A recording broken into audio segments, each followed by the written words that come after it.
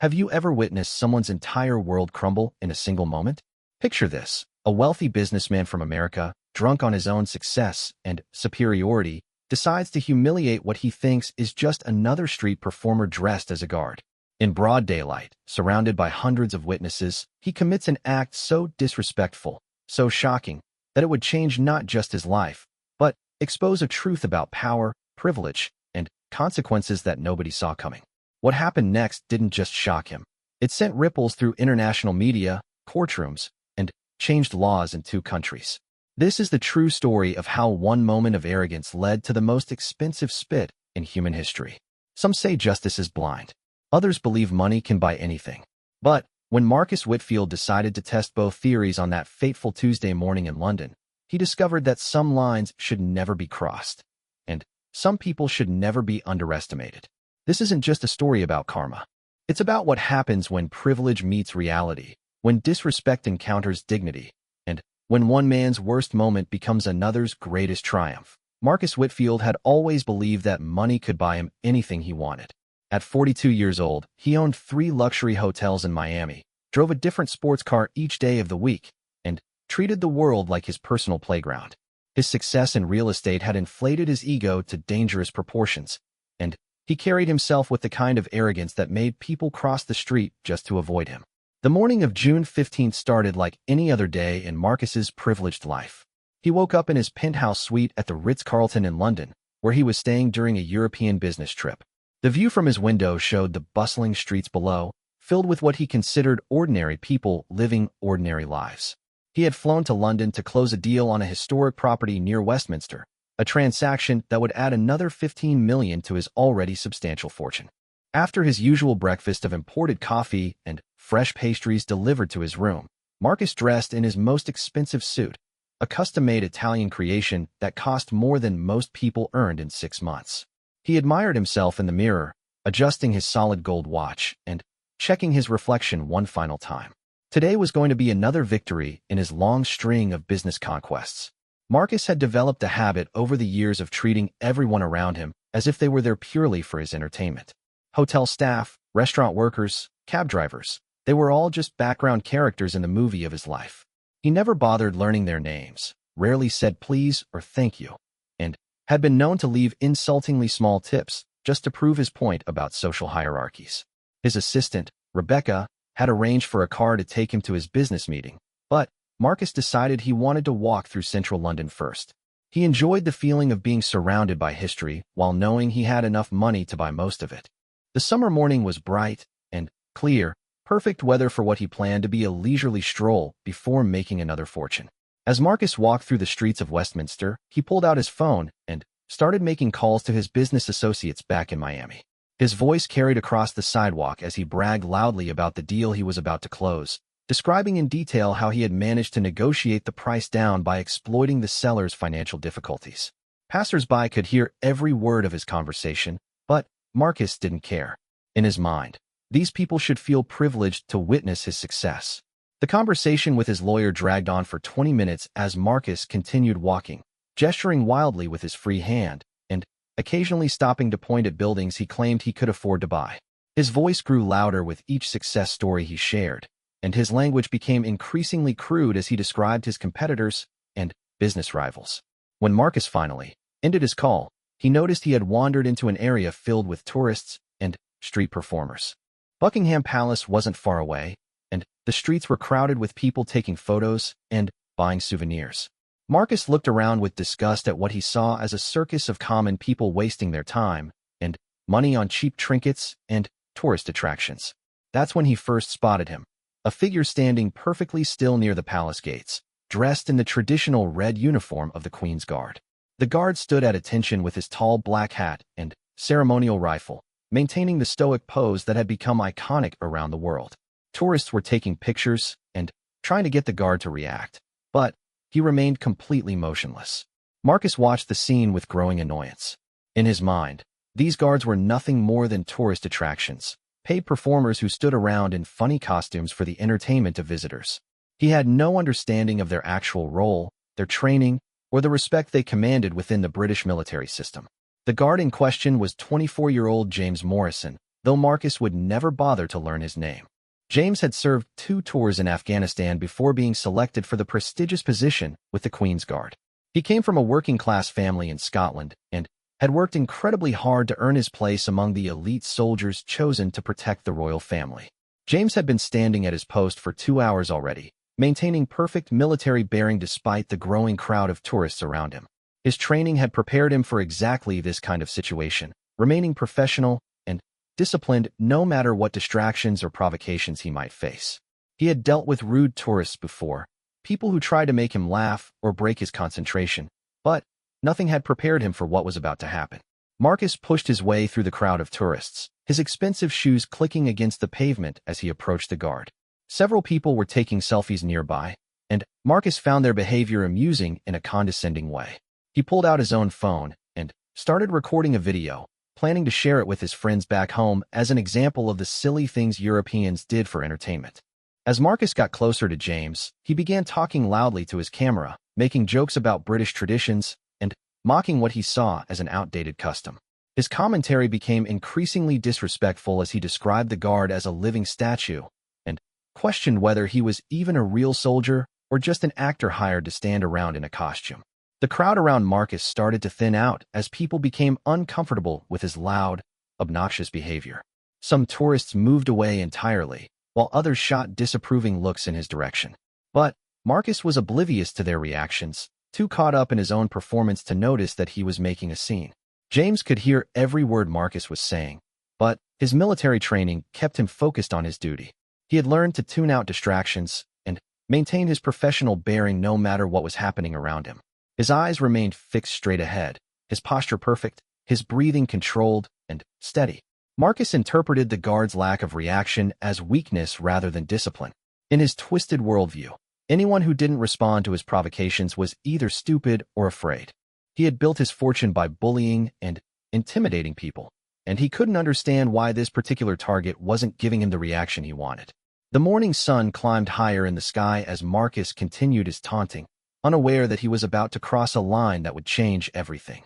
His phone was still recording as he stepped even closer to James, his voice growing louder and his insults becoming more personal. The stage was set for a confrontation that would shock not just Marcus, but the entire world watching through the lens of social media. What happened next would prove that some people's quiet strength is far more powerful than others' loud arrogance, and that the consequences of disrespect can be swift, severe, and absolutely devastating for those who believe their money makes them untouchable. That Marcus's phone camera captured every second as he moved closer to James, his confidence growing with each step. The businessman had consumed 3 glasses of champagne with breakfast, just enough to cloud his judgment and amplify his natural arrogance. He felt invincible, surrounded by what he saw as an audience of admirers rather than the growing crowd of concerned onlookers who were actually witnessing his descent into complete social disgrace. The first sign that Marcus was about to cross a serious line came when he started making jokes about James's family. Speaking directly to his phone camera, Marcus began speculating about the guard's background, using crude stereotypes and offensive assumptions about British working-class families. His voice carried across the courtyard as he suggested that anyone willing to stand still for hours must come from a family of failures and losers. James's jaw tightened almost imperceptibly, but his training held firm. He had dealt with difficult situations in combat zones where maintaining discipline could mean the difference between life and death. A loudmouthed tourist, no matter how offensive, was not going to break his professional composure. His breathing remained steady, his gaze fixed on the horizon, his rifle held at exactly the correct angle. But Marcus mistook the guard's restraint for weakness. In his business dealings, he had learned to exploit any sign of hesitation or politeness as evidence that his target could be pushed around. He had built his fortune by finding people's pressure points and pressing them until he got what he wanted. The fact that this guard wasn't responding only made Marcus more determined to provoke a reaction. The crowd around them had grown larger, with more tourists stopping to watch what was becoming an increasingly uncomfortable scene. Several people had their phones out, some recording Marcus's behavior with expressions of disgust and disbelief. A few British tourists tried to intervene diplomatically, suggesting that Marcus might want to show more respect, but he dismissed them with crude gestures and loud insults. Marcus's behavior escalated when he noticed an elderly British couple standing nearby, clearly upset by his performance. He turned his attention to them, making jokes about their age and appearance while continuing to film himself. The woman looked close to tears, and her husband was visibly angry. But Marcus found their distress entertaining rather than concerning. That's when he made his fatal mistake. Turning back to James, Marcus decided to perform what he thought would be the ultimate display of his power and superiority. He approached within arm's length of the guard, his expensive shoes now just inches from James's perfectly polished boots. The crowd fell silent, sensing that something terrible was about to happen. Marcus looked directly at James's face, studying the young soldier's features with the calculating gaze of a predator sizing up his prey. James's skin was weathered from years of military service, his expression set in the disciplined mask that had been drilled into him through countless hours of training. His eyes remained focused straight ahead, giving no acknowledgement of Marcus's presence. With his phone still recording, Marcus began a final series of insults designed to humiliate not just James, but the entire British military tradition he represented. He questioned the guard's intelligence, his family's honor, and his worth as a human being. The words came pouring out in a stream of consciousness that revealed the depths of Marcus's contempt for anyone he considered beneath his social status. The moment that would change everything came when Marcus decided that words weren't enough. Looking directly into his phone camera with a smile that would later be described by prosecutors as deliberately malicious, he announced his intention to show his viewers exactly what he thought of British tradition and military service. Without warning, Marcus leaned forward and spat directly into James's face. The glob of saliva hit James just below his left eye, running down his cheek and onto his pristine red uniform. The sound it made was audible to everyone in the immediate area, a wet, disgusting noise that seemed to echo in the sudden silence that followed. For a moment, nobody moved. The entire crowd seemed frozen in shock at what they had just witnessed. Even Marcus appeared surprised by his own action, as if he hadn't fully planned what he was going to do until the moment he did it. His phone continued recording, capturing his own expression of confusion and growing concern as he began to realize the magnitude of what he had just done. James's reaction was instantaneous, but controlled. Every instinct in his body screamed at him to retaliate, to show this arrogant tourist exactly what happened to people who disrespected British soldiers. His hands tightened slightly on his rifle, and a muscle in his jaw twitched as he fought to maintain his composure. But his training held. Years of military discipline kept him rooted in place, even as the saliva continued to drip from his face. The crowd's reaction was immediate and explosive. Gasps of horror and outrage rippled through the gathered tourists, with several people shouting at Marcus in disbelief. A British businessman pushed through the crowd and got directly in Marcus's face, calling him a disgrace to America and demanding that he apologize immediately. Marcus's initial shock quickly gave way to defiance. Rather than showing any remorse for his action, he began arguing with the angry crowd, insisting that he had done nothing wrong. He claimed that the guard was just a paid performer and that spitting on him was no different from throwing a coin in a fountain or any other tourist activity. His voice grew louder and more aggressive as he tried to justify his behavior. Several women in the crowd were crying, horrified by the level of disrespect they had witnessed. Children were asking their parents what had happened, unable to understand why someone would do such a thing to a soldier.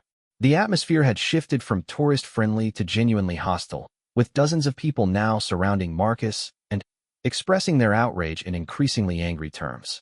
But the most significant reaction came from someone Marcus hadn't noticed in the crowd, Detective Inspector Sarah Mitchell of the Metropolitan Police, who had been walking past in civilian clothes when she witnessed the entire incident.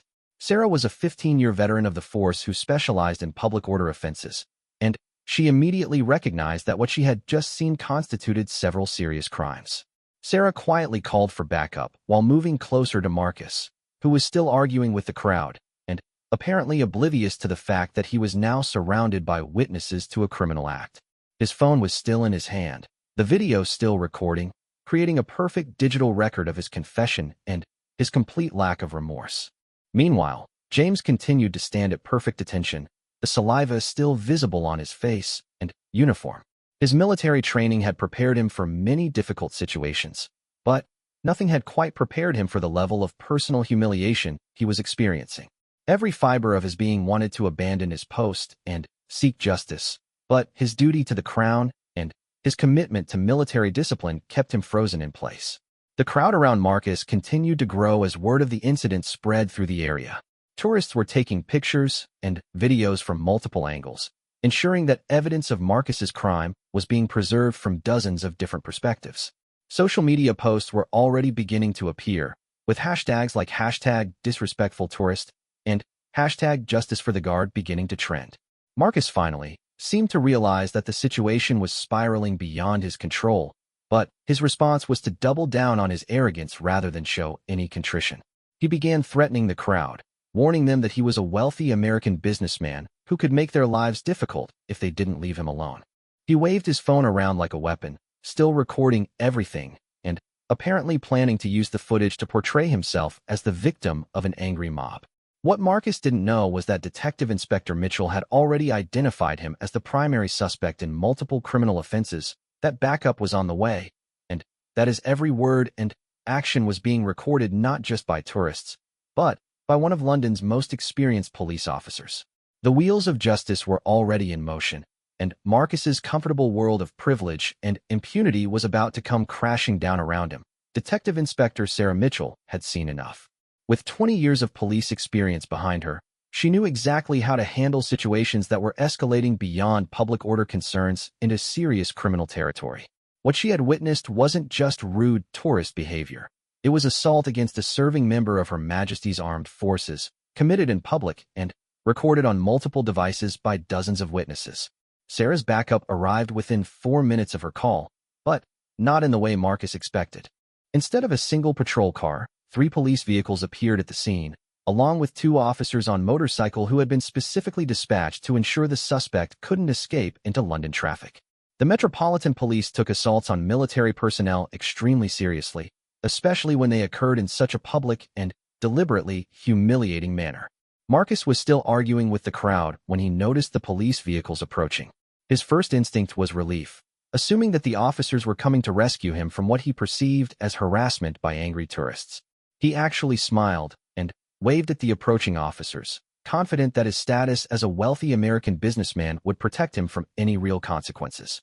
Detective Inspector Mitchell approached Marcus calmly, but firmly, her badge clearly visible as she identified herself.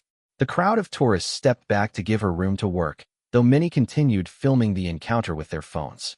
The evidence against Marcus was already overwhelming, but every additional second of video would only strengthen the case against him. Marcus's confidence began to waver when Detective Inspector Mitchell informed him that he was being detained for questioning in connection with an assault that had been witnessed by multiple people and recorded on numerous devices. He immediately began protesting his innocence, claiming that he had done nothing more than engage in harmless tourist behavior. He insisted that the guard was just a performer and that spitting on him was no different from any other form of public entertainment. The detective's expression remained completely professional as she explained to Marcus that the person he had assaulted was a serving member of the British Armed Forces carrying out official duties in protection of the royal family. She informed him that spitting on anyone constituted assault under British law, but that assaulting a member of the military while they were on duty carried significantly more serious penalties. Marcus's voice rose to a shout as he demanded to speak to the American embassy, insisting that as a U.S. citizen, he had diplomatic immunity and couldn't be arrested by British police. Detective Inspector Mitchell calmly explained that tourist status provided no protection against criminal charges and that the American embassy would be notified of his arrest as a matter of protocol, but that they would not be able to interfere with the British legal process. The crowd watched in fascination as Marcus's arrogance slowly gave way to panic. He began offering Detective Inspector Mitchell money, first suggesting a small donation to police charities, then escalating to increasingly large cash payments that he claimed he could transfer immediately from his bank accounts. When she ignored his offers completely, he became more desperate, eventually offering to pay for a new uniform for the guard and make what he called a reasonable charitable donation to make the whole incident disappear. Detective Inspector Mitchell had dealt with wealthy suspects before, and she was entirely unmoved by Marcus's attempts at bribery. She informed him that offering money to a police officer was itself a criminal offense, and that his continued attempts to buy his way out of trouble were only making his situation worse. Each word Marcus spoke was being recorded and would be added to the growing list of charges he would face. James, meanwhile, had been relieved from his post by his commanding officer, who had been immediately notified of the incident. The young soldier was escorted to a private area where he could clean himself up and receive medical attention if needed. The assault had left him physically unharmed, but emotionally shaken, not by the act itself, but by the level of disrespect it represented toward everything he had sworn to protect. As word of the incident spread through military channels, it reached the attention of Colonel William Harrison, commanding officer of the regiment responsible for royal protection duties. Colonel Harrison was a veteran of 3 decades of military service who took any assault on his soldiers extremely personally. He immediately contacted the Metropolitan Police to ensure that the incident would be prosecuted to the fullest extent of the law. The arrest itself was swift and professional. Marcus was handcuffed and placed in the back of a police vehicle while hundreds of tourists watched and recorded the entire process.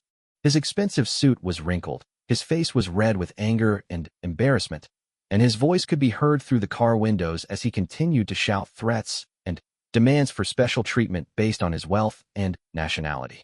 As the police car pulled away from the scene, the crowd of tourists began sharing their videos and photos on social media platforms. Within an hour, footage of Marcus spitting on James was being viewed by millions of people around the world. The hashtags #ArrogantTourist and #RespectOurTroops began trending on Twitter, with users from dozens of countries expressing their outrage at what they had witnessed. Back at the police station, Marcus found himself in an environment where his money and status meant absolutely nothing. He was processed like any other criminal suspect, photographed, fingerprinted, and placed in a holding cell while Detective Inspector Mitchell prepared her case. His demands for special treatment were ignored, his threats were documented as evidence of his character, and his offers of payment were recorded as additional criminal offenses. The police investigation moved quickly because the evidence was so overwhelming. Marcus's own phone contained clear video footage of the assault, filmed from his perspective and including his own commentary about his intentions and motivations. Dozens of tourist videos provided additional angles of the incident, and several witnesses had recorded Marcus's behavior both before and after the assault. Detective Inspector Mitchell contacted the Crown Prosecution Service within hours of Marcus's arrest to discuss charges. The case was straightforward from a legal perspective. Assault against a military serviceman was clearly defined in British law, and the evidence was undeniable. The prosecutor assigned to the case, Elizabeth Thornton QC, had extensive experience with high-profile cases and immediately recognized the serious nature of the charges. Meanwhile, news of the incident was spreading far beyond social media. British newspapers picked up the story within hours, with headlines describing the assault as an attack on British military tradition and royal security. American news outlets began covering the story as an embarrassing example of tourist behavior abroad, while international media focused on the cultural and diplomatic implications of the incident. Marcus's business associates in Miami began receiving calls from journalists asking for comments about their partner's arrest. His luxury hotels started receiving negative reviews online as people associated his name with the viral video of the assault. His carefully constructed reputation as a successful businessman was crumbling in real time as the full scope of his actions became public knowledge. The British military community's response was swift and unified. Veterans organizations issued statements condemning the assault and demanding justice for James. Active duty soldiers shared their support on social media, while retired officers wrote op-ed pieces explaining the significance of attacks on military personnel. The incident had touched a nerve that went far beyond a simple tourist transgression. By evening, Marcus's legal situation had become desperate. His attempts to hire high-powered lawyers were complicated by the fact that he was being held without bail pending a hearing. British law allowed for detention of suspects who posed a flight risk, and Marcus's threats to leave the country immediately after his release had been recorded by multiple witnesses. The American embassy had indeed been notified of Marcus's arrest, but their response was far different from what he expected. Rather than demanding his immediate release, embassy officials issued a statement expressing regret for the incident and emphasizing that all American citizens abroad were expected to respect local laws and customs. The diplomatic protection Marcus had counted on simply didn't exist. As Marcus spent his first night in a British jail cell, the full weight of his actions was beginning to settle in. The viral videos of his assault on James had been viewed by tens of millions of people. His business reputation was in ruins, and he was facing serious criminal charges in a foreign country where his wealth and connections meant nothing. The man who had woken up that morning believing he could buy his way out of any situation was about to discover that some actions have consequences that no amount of money can erase. The next morning brought Marcus face to face with the British legal system, and he quickly discovered that his assumptions about justice being for sale were dangerously wrong. His first appearance in Westminster Magistrates' Court drew a crowd of reporters and photographers that stretched around the block. The case had become international news overnight, with media outlets from around the world sending correspondents to cover what newspapers were calling the most expensive spit in history. Marcus's lawyer, Jonathan Pemberton from one of London's most prestigious law firms, had been hired at enormous expense by Marcus's business partners in Miami. Pemberton was known for representing wealthy clients in high-profile cases, but even he was shaken by the strength of the evidence against his client. The prosecution had video footage from multiple angles, dozens of witness statements, and Marcus's own recorded confessions of his intent to humiliate the guard. During the bail hearing, prosecutor Elizabeth Thornton QC presented a devastating case against Marcus that went far beyond the simple assault charge. She played portions of the viral videos for the court, showing not just the moment of the assault, but Marcus's extended harassment of James beforehand. The footage revealed a pattern of deliberate, escalating abuse that painted Marcus as a calculated predator rather than a tourist who had simply made a mistake. The prosecutor also presented evidence of Marcus's behavior after the assault, including his attempts to bribe Detective Inspector Mitchell and his threats against witnesses. She argued that Marcus posed a significant flight risk, given his considerable financial resources and his repeated statements about leaving the country immediately. The court was shown transcripts of phone calls Marcus had made from jail, in which he discussed using his private jet to flee to a non-extradition country.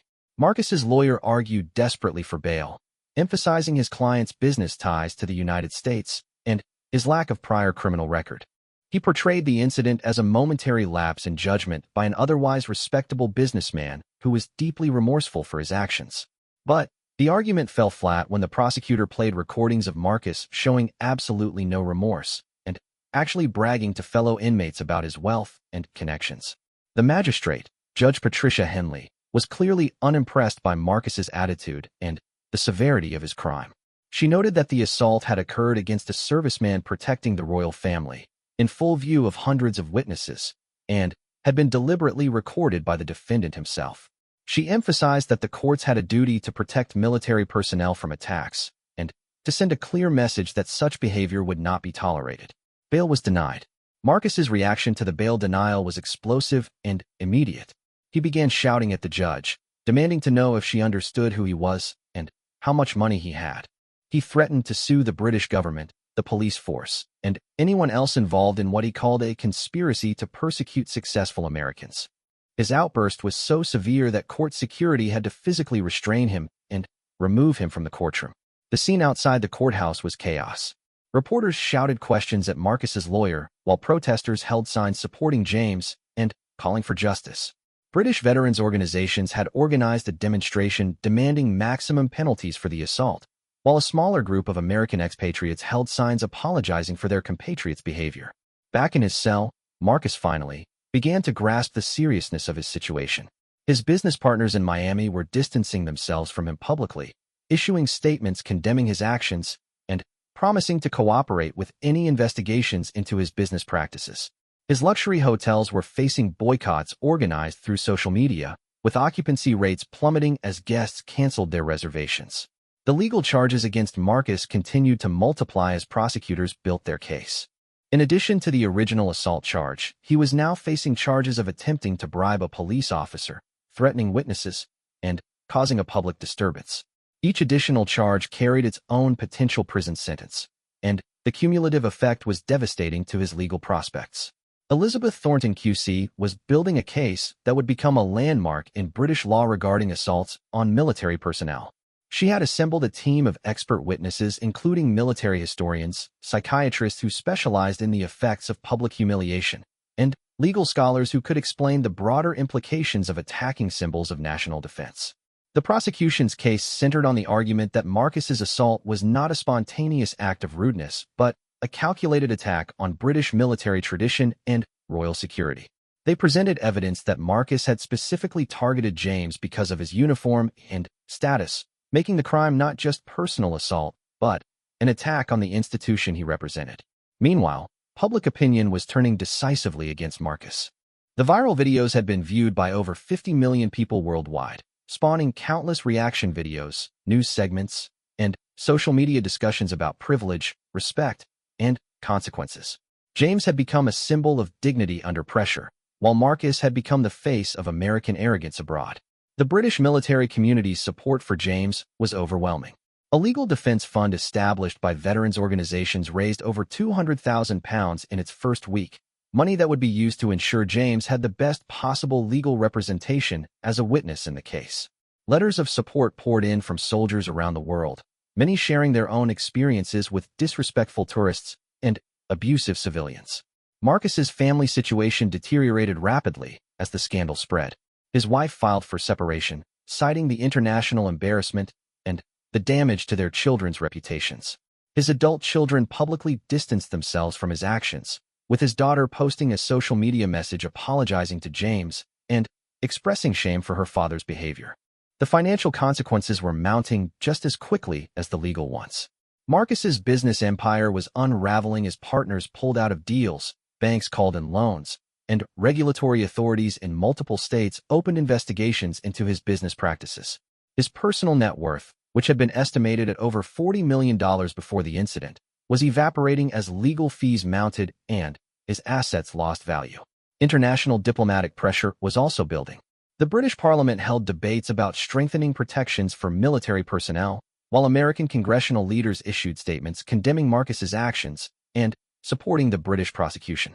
The incident had become a symbol of broader issues about American behavior abroad and the importance of respecting military service. As the trial date approached, Marcus's legal team was increasingly desperate. They had explored every possible defense, from claiming temporary insanity to arguing that British law didn't apply to American tourists. Nothing worked. The evidence was too strong, the charges too clear, and Marcus's own behavior too well documented to allow for any reasonable doubt about his guilt. The prosecution had also uncovered disturbing patterns in Marcus's past behavior. Employees from his hotels came forward with stories of verbal abuse, discrimination, and harassment that painted a picture of a man who had been building toward this kind of explosive incident for years. Former business partners described him as someone who believed his wealth made him immune to consequences and who had a history of targeting people he perceived as powerless. Detective Inspector Mitchell had done exceptional investigative work, uncovering not just the immediate evidence of the assault, but a comprehensive picture of Marcus's character and motivations.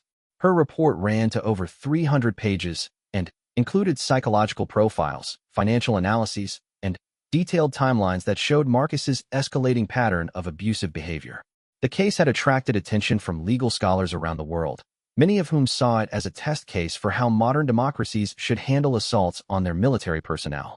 The charges Marcus faced were serious enough to result in several years in prison, but the broader implications of the case extended far beyond one man's punishment. As Marcus sat in his cell, reviewing the mountain of evidence against him and contemplating the ruins of his formerly privileged life, he began to understand that this was not a problem he could buy his way out of. The British legal system was preparing to show him exactly what happened to people who believed their money made them untouchable. The trial of Marcus Whitfield began on a gray Monday morning in September, 3 months after the incident that had destroyed his life and made him one of the most hated men in the world. The Old Bailey courthouse was surrounded by protesters, supporters of James, and an international media presence that had grown beyond anything seen for a simple assault case. What had started as a moment of tourist rudeness had evolved into a global symbol of accountability and justice. Inside the courthouse, Marcus sat beside his lawyer, looking nothing like the confident businessman who had strutted through London that fateful morning. His expensive suits had been replaced with standard court attire, his confident demeanor had given way to visible anxiety, and his face showed the weight of months spent in custody contemplating the destruction of everything he had worked to build. Judge Margaret Foster, one of Britain's most respected criminal court judges, presided over proceedings with the gravity befitting such a significant case. She had reviewed all the evidence in advance and was well aware that the outcome would set important precedents for how the British legal system handled assaults on military personnel. Prosecutor Elizabeth Thornton QC opened with a devastating presentation of the evidence. She played the full video Marcus had recorded himself, showing not just the moment of assault, but the extended period of harassment and deliberate humiliation he had inflicted on James. The courtroom fell silent as they watched Marcus's own footage of his crimes, recorded by his own hand as evidence of what he called his superiority over British traditions. The prosecution called James Morrison as their first witness, and his testimony was both dignified and heartbreaking. Speaking in clear, measured tones, James described his military service, his pride in protecting the royal family, and the training that had taught him to maintain discipline even under extreme provocation. When asked about the moment of the assault, his voice never wavered, but the courtroom could see the pain in his eyes as he recounted the humiliation he had endured. James testified about the psychological impact of the assault, explaining how it had affected not just him but his fellow soldiers and his family back in Scotland. His parents had been devastated by the viral videos, not because they were ashamed of their son, but because they had been forced to watch him being degraded by someone who faced no immediate consequences. His girlfriend had received threatening messages from Marcus's supporters who blamed James for ruining an innocent tourist's life. The defense's case was hopeless from the beginning.